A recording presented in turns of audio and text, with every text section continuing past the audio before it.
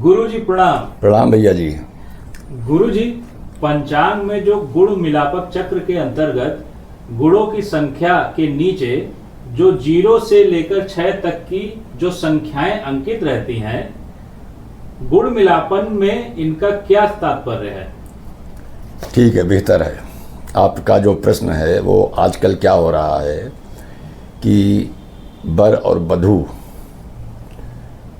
Online ढूंढे जाते हैं और ऑनलाइन ढूंढने में वर पक्ष के पास या वधू पक्ष के पास बहुत सारे ऑफर आ जाते हैं। तो जनमानस में गुण मिलापन प्रक्रिया जो पंचांगों के अंतर्गत जो गुण मिलापक चक्र अंकित रहता है, उसको भी सीखने की जिज्ञासा आजकल जनमानस में बहुत ज़्यादा है।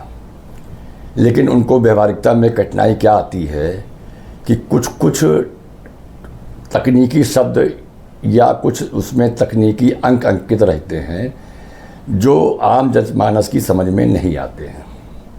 तो ये जो आपका प्रश्न है वो गुण मिलापक के संदर्भ में जो ज्योतिष के विद्यार्थी हैं उनके लिए भी महत्वपूर्ण है, और जो जनमानस इनको मिलापक अब स्वयं भी करने लगे हैं पंचांगों की मदद से, उनके लिए भी ये बहुत मददगार साबित होगा। अब जैसे कि आप पंचांग में जब गुण मिलापक चक्र का जब पेज खोलते हैं तो एक तरफ वर के और एक तरफ वधू के नक्षत्र का अंकन रहता है, और जब हम रो और कॉलम को मिलाते हैं तब एक गुणों की संख्या वहाँ पर अंकित रहती है। अब मान लीजिए कि आपने गुणों की जब रो और कॉलम को मिलाया और वहाँ पर कुछ गुण आपको अंकित दिखे। सपोज कर लीजिए कि आपको वहाँ पर 19 नंबर दिखा, तो 19 नंबर का अर्थ ये हुआ कि भाई वर और वधू के जब हमने गुण मिलापक किए तो कुल 36 में से 19 गुण प्राप्त हुए। लेकिन 19 के नीचे कुछ और भी अंक लिखे रहते हैं, तो ये भ्रम की स्थिति बन जाती है कि ये कौन से अंक लिखे हुए हैं। तो उन्हीं अंकों को आज हमको बहुत संक्षेप में मैं अभी आपको बताता हूँ कि उन अंकों का यहाँ पर क्या अर्थ है, क्या तात्पर्य है, और उन अंकों को हम किस प्रकार से समझें। तो गुण मिलापक में जैसा कि हम लोग जानते हैं कि कुल 36 गुण होते हैं, और उन 36 गुणों को 8 भागों में बांटा गया है। वर्ण का 1 नंबर, वर्ण के बाद वश्य, वश्य को 2 अंक दिए गए। फिर उसके बाद तारा, तारा को 3 अंक दिए गए। उसके बाद योनि, योनि को 4 अंक दिए गए। फिर ग्रह मैत्री, ग्रह मैत्री को हम लोगों ने 5 अंक दिए। फिर गण, गण को 6 अंक दिए गए। भकुट को 7 दिए गए और नाड़ी को 8 दिए गए, और इन सब का योग कुल 36 अंक होता है। मतलब अधिकतम 36 अंक ही होते हैं गुण मिलापक चक्र में। अब इन जब हमने गुण मिलापक चक्र में देखा तो हम ये नहीं समझ पाते हैं कि हमको 19 जो अंक प्राप्त हुए या हमको जो 24 अंक प्राप्त हुए, जो भी अंक उसको प्राप्त हुए, वो किन किन घटकों के आधार पर प्राप्त हुए। हम वहाँ पर ये नहीं समझ सकते कि नाड़ी का अंक हमको मिला कि नहीं मिला, हमको भकुट का अंक प्राप्त हुआ कि नहीं प्राप्त हुआ, हमको ग्रह मैत्री का अंक प्राप्त हुआ कि नहीं प्राप्त हुआ, क्योंकि वो तो कुल गुण आ गए हैं। अगर आपको कुल गुण के अतिरिक्त प्रत्येक घटक का गुण चाहिए तो वो एक लंबी गणितीय प्रक्रिया है। तो उसके लिए थोड़ा सा गणित की जानकारी आवश्यक होती है, लेकिन जनमानस को इसकी आवश्यकता नहीं है। वो मौखिक रूप से ही, पंचांग के माध्यम से ही ये समझ सकता है कि जो हमको गुण प्राप्त हुए हैं उसमें कौन सा गुण हमको प्राप्त नहीं हुआ है।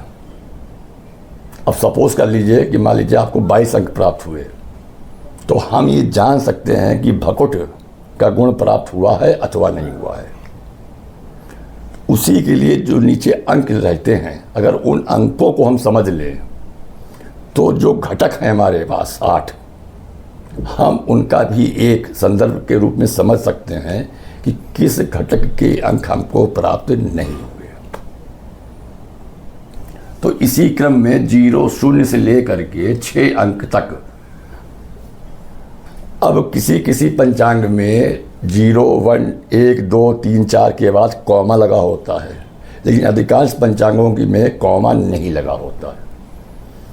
तो 0 से लेकर 6 अंक तक जितने भी कॉम्बिनेशन बनते हैं उसी में से कोई ना कोई लिखा होगा। अब मान लीजिए कहीं पर केवल 0 लिखा हुआ है, तो पहले तो आप ये समझ लीजिए कि 0 1 2 3 4 5 6 इनका एक सांकेतिक है, इन संकेतों का अर्थ क्या है। जब आप इतना समझ लेंगे तब आपको बात समझ में आएगी कि किस घटक का हमको कितना अंक प्राप्त हुआ है अथवा नहीं हुआ है। तो सबसे पहले है 0।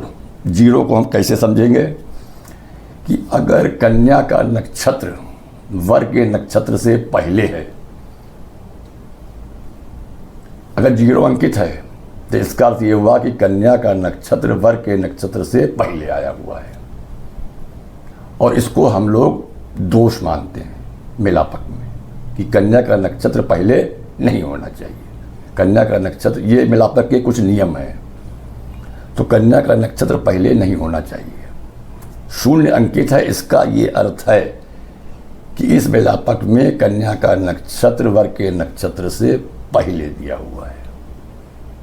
तो 0 का अर्थ ये होता है। तो ये हमको पता चल गया बिना किसी गुणा गणित करे, बिना कुछ देखे हुए, सिर्फ मात्र 0 को देख कर के। अब इसके बाद आता है नंबर 1। अगर 1 नंबर लिखा हुआ है जिसका मतलब होता है कि गण दोष विद्यमान है। अगर 1 नंबर अंकित है तो इसका अर्थ ये होता है कि गण दोष, इस मेलापक में गण दोष विद्यमान है। अब अगर 2 नंबर लिखा हुआ है तो इसका अर्थ होता है कि इस मेलापक में योनि दोष है। 2 नंबर का अर्थ होता है योनि दोष। जैसे 1 नंबर का अर्थ क्या हुआ, गण दोष, 2 नंबर का अर्थ हुआ योनि दोष। अब इसी प्रकार से जब 3 नंबर अगर लिखा हो तो इसका मतलब होता है नाड़ी दोष। अब देखिए नाड़ी में क्या होता है, या तो आपको पूर्ण अंक प्राप्त होते हैं या आपको 0 अंक प्राप्त होता है। तो अगर 3 नंबर लिखा हुआ है इसका मतलब नाड़ी दोष है। इसका अर्थ ये हुआ कि आपको 8 में से 1 भी अंक प्राप्त नहीं हुए हैं, बिना किसी गुणागणित के, बिना किसी गणितीय प्रक्रिया के। सिर्फ महज हम 3 नंबर से समझ गए कि इसमें नाड़ी दोष है, और नाड़ी के जो अंक है 8, उसमें से 1 भी अंक इसको प्राप्त नहीं हुआ है। अब इसके बाद आता है 4 नंबर। 4 नंबर होता है भकुट दोष का। 4, 5 और 6 ये तीनों भकुट दोष के हैं। अब प्रश्न ये उठता है कि जब तीनों भकुट ही दोष को इंडिकेट करते हैं, इंगित करते हैं, तो ये अलग अलग क्यों नंबर दिए गए हैं। अब आपको पहले थोड़ा सा भकुट समझना पड़ेगा। भकुट होता है राशियों को संदर्भ में। 12 राशियां हैं, तो वर की कोई राशि होगी, कोई बधु की राशि होगी। तो दोनों की राशियों के आधार पर भकुट का निर्धारण होता है। और भकुट दोष 3 प्रकार का होता है। एक भकुट दोष होता है कि जब दोनों की राशियां एक दूसरे से 2 बार हों, उसको बोलते हैं। अगर 4 नंबर लिखा हुआ है तो इसका मतलब ये हुआ कि भकुट दोष विद्यमान है, और वर और बधु की राशियां दोनों एक दूसरे से 2 बार है, मतलब आगे पीछे है। अगर 5 नंबर लिखा हुआ है तो ये भी भकुट दोष है। ये भकुट दोष का दूसरा स्वरूप है। इसको बोलते हैं नवपंचक दोष। इसमें वर और बधु की दोनों राशियां एक दूसरे से पंचम और नवम होती हैं, तो नवपंचक दोष बोलते हैं। तो जो नौपंचक दोष है ये भकुट दोष का दूसरा स्वरूप है। और 6 नंबर जब होता है तब क्या होता है कि वर और वधू दोनों की राशियां एक दूसरे से छठी आठवीं होती हैं, तो 6 नंबर अंकित होता है। तीनों 4 नंबर, 5 नंबर, 6 नंबर, तीनों नंबर भकुट दोष को ही इंगित करते हैं। 4 नंबर से, और भकुट दोष 3 प्रकार का है। नंबर 1, जब दोनों वर और वधू की राशियां एक दूसरे से दोबारा हो। दूसरा भकुट दोष, जब दोनों की राशियां एक दूसरे से पंचम और नवम हो। तीसरा भकुट दोष, जब दोनों की राशियां एक दूसरे से छठी और आठवीं हो। तो 3 प्रकार के भकुट दोष होते हैं, इसीलिए 4, 5 और 6 नंबर अंकित रहता है। अब ये तो आपने समझ लिया कि 0 से 6 तक का अंकों का क्या अर्थ है। अब मान लीजिए किसी की, जब आपने मिलापक किया, गुण आपने देखे 22 लिखे हुए हैं, आप जान गए कि साहब इसमें 22 गुण प्राप्त हैं। उसके नीचे लिखा हुआ है, क्या लिखा हुआ है? 61 लिखा हुआ है सपोज कर लीजिए, तो ये 61 नहीं है, कॉमा लगना चाहिए, लेकिन पंचांगों में कॉमा लगा नहीं होता है। इसको लोग जनरली ये 61 का अर्थ हुआ 6 अलग और 1 अलग। तो हम यहां पर क्या समझेंगे 61 को कि 6 नंबर का दोष है और 1 नंबर का दोष है। तो 6 नंबर में भकुट का कड़ाष्टक योग, मतलब ये हम समझेंगे कि भकुट दोष है। कौन सा भकुट दोष है? जिसमें कि वर और वधू की राशियां दोनों एक दूसरे से छठी और आठवीं है। और 1 नंबर से हम क्या समझेंगे कि गण दोष विद्यमान है। इसका मतलब यह हुआ कि इसमें 2 दोष विद्यमान है। अब मान लीजिए किसी में लिखा हो 0, 1 और 5, 0, 1, 5 लिखा है। इसका मतलब इस मिलापक में 3 प्रकार के दोष विद्यमान हैं, 0 नंबर वाला, 1 नंबर वाला और 5 नंबर वाला।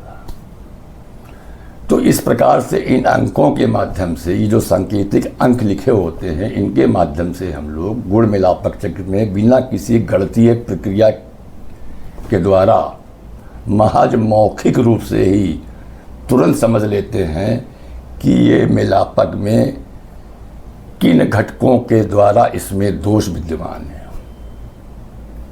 और अगर कुछ भी नहीं, कोई अंक नहीं लिखा हुआ है, इसका अर्थ ये हुआ कि इस मिलापक में कोई भी दोष विद्यमान नहीं है।